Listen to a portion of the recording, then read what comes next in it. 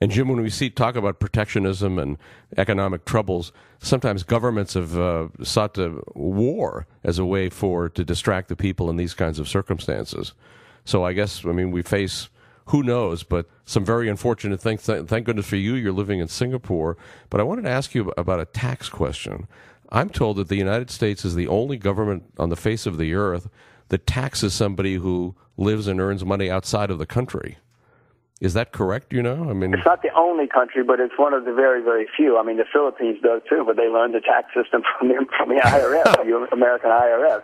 No, it is a little absurd if you think about it, and that's why virtually no other country does it. But if you are an American, no matter where you live, even if you never go back to the States for whatever reason, you still have to, and you don't earn any money in the States, you still have to pay U.S. taxes on all your income worldwide. As I say, very few other countries do it, but it is absurd. But yes, I pay taxes. I pay American taxes. I vote in American elections. I have an American passport. But it certainly doesn't seem just to me, but that's the system. Jim, you said recently that you're not selling your gold, and indeed you might even be buying more gold. Tell us about that. And do you think that for the average Joe in America facing what we're talking about, is it a good idea for him to hold a few Krugerrands? Well, I'm the average Joe, so I'm doing it. That doesn't mean I know what I'm doing. It doesn't mean I'm right, but I do own gold coins. I don't think I own any Krugerrands specifically, but I own coins from Austria and Canada and America and other countries. Yes, I think everybody should have some gold as an insurance policy, if nothing else, Lou. You have life insurance, you have medical insurance, and you hope you never use your medical insurance or your life insurance. Well, you can look at gold that way, too. If you at worst, just look at it as insurance and hope you lose money on your gold. But if you don't lose money, and if things do get worse and worse, you're going to make a whole lot of money on your gold. The gold situation for gold right now, as you know, is that the IMF is desperately trying to get permission to sell huge amounts of its gold, and they're one of the largest holders of gold in the world.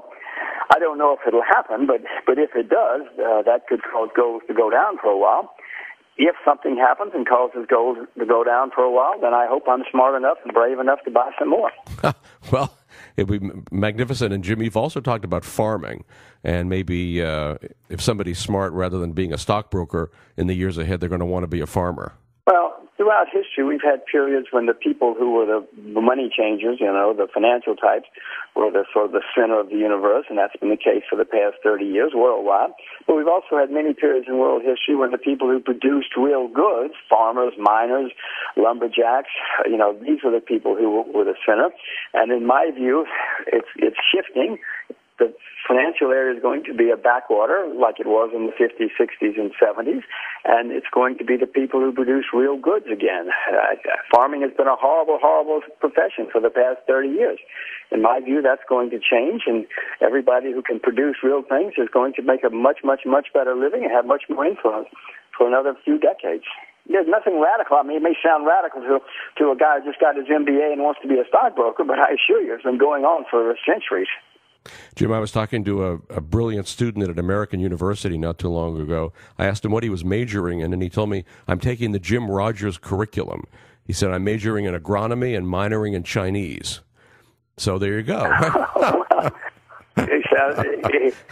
Well, he's clearly brilliant if you ask me, but who knows if I know what I'm talking about. But that's great. I think I might just reverse it and major in Chinese and minor in agronomy, but either way. Jim Rogers, thanks a million for coming on the show today. It's an honor to have you, as always, and you're very, very nice to do it. It's always my pleasure, Lou. Let's do it again. You've been listening to The Lew Rockwell Show, produced by LewRockwell.com, the best-read libertarian website in the world. Thanks for listening.